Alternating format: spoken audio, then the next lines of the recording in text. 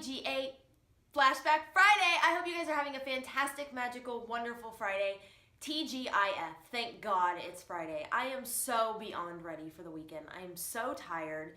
The week has just been cray-cray, and I'm just ready for the weekend. I mean, granted, I have to work all weekend, but I don't know. Something about weekends are different. Like, the vibe is different at work. Like, at work, during the week, we're all business, and we're all, like, making sure everything's getting done that behind the scenes. And Saturdays, for some reason, is just fun. Like, Saturdays at the store are fun. We're busy. We have a lot of people there working. We have a lot of people in the store buying stuff. You meet all kinds of people. People come in from out of town, and it's just a lot of fun. Like the environment just changes. And so it makes it a lot more enjoyable to be there. I mean, I love my job every day, but it's just like, for some reason, the vibe is different on the weekends. And then Sundays are so low-key and relaxed that it's just a nice break. And like next Friday I have off, and then I have the next Saturday. Like the next week I have Saturday off, so I'm so excited. Like, I get those random days where I'm off work, and it just makes it for a fantastic thing.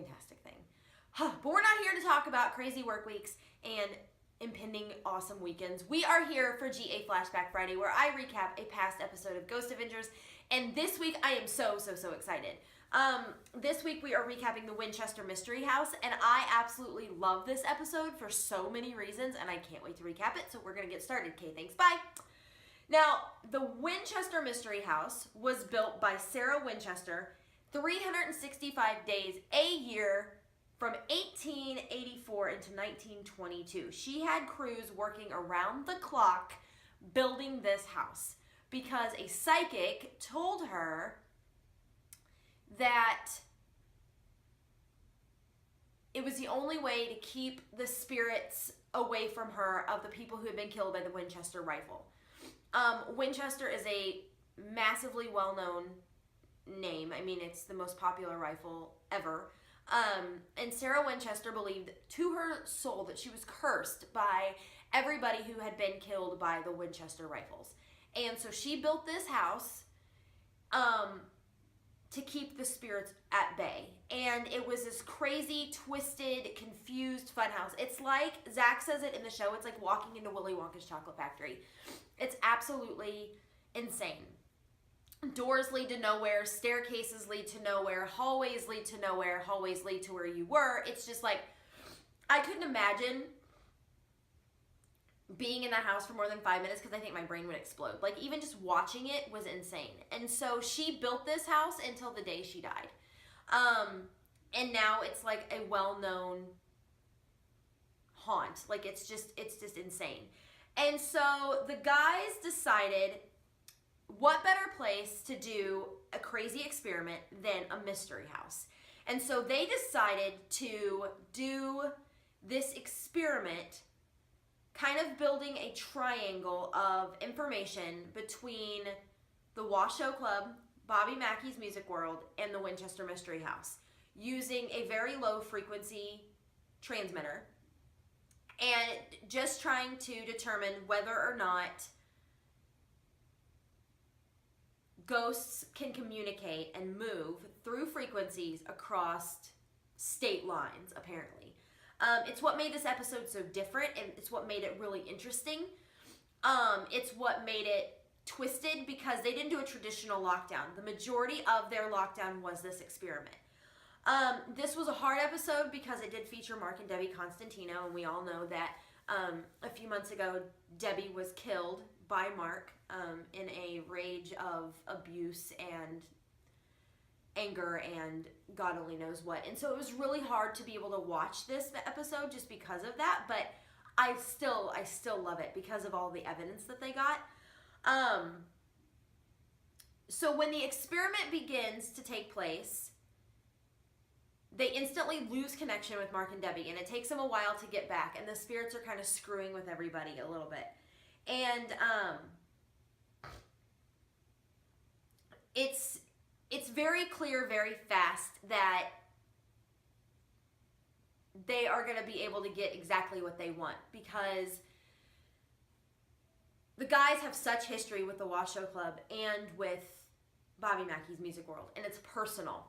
Demons and spirits have called all three of them out by name multiple times in both locations, and that's what they wanted them to do there. And so they kind of start with the Washoe Club and and they start with the Washoe Club, and then they lose connection. So they kind of they shift their focus to Bobby Mackey's, and they get a bunch of EVPs, saying Nick and kill, and things start moving at Bobby Mackey's, and people start feeling bad there, and then it kind of like all hell breaks loose. And then it rapidly shifts into the mystery house. Aaron gets it full force, and I think it's because Aaron's had the most negativity with Bobby Mackey's. Aside from Zach.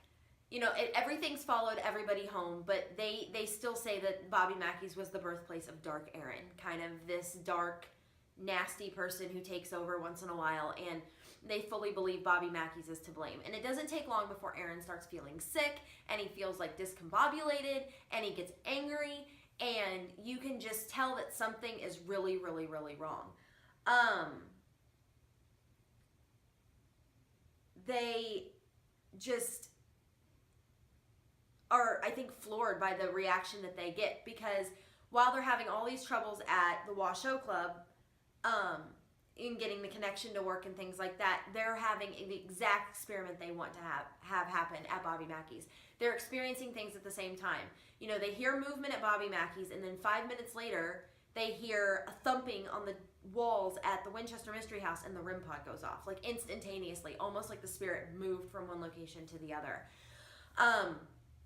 And it was after that thump that Aaron really took a turn. He walked away, he comes back, he kind of pops up, he gets in the camera, and he's like, how about you show your piece of shit self over here? And just kind of calling him out. And then he kind of pops up and looks at Zach, and Zach kind of steps back really fast, and he's like, whoa, Aaron, you did not look like yourself. And Aaron almost starts to cry. He gets really, really emotional and really sad, and it's just because he knows that whatever is a Bobby Mackey's can control him even from, 1,000 miles away. And so after that, they kind of put a stop to the experiment because they got exactly what they wanted. They had enough evidence to support that, yes, spirits can move from one location to the other, even though I think we've always kind of known that. But they wanted evidence, and they wanted proof, which is what you always want when you're doing paranormal investigation. And they for sure got that. So they went to go continue on with lockdown, and not very far into it, Zach's meter goes off really fast and really rapidly and kind of berserk.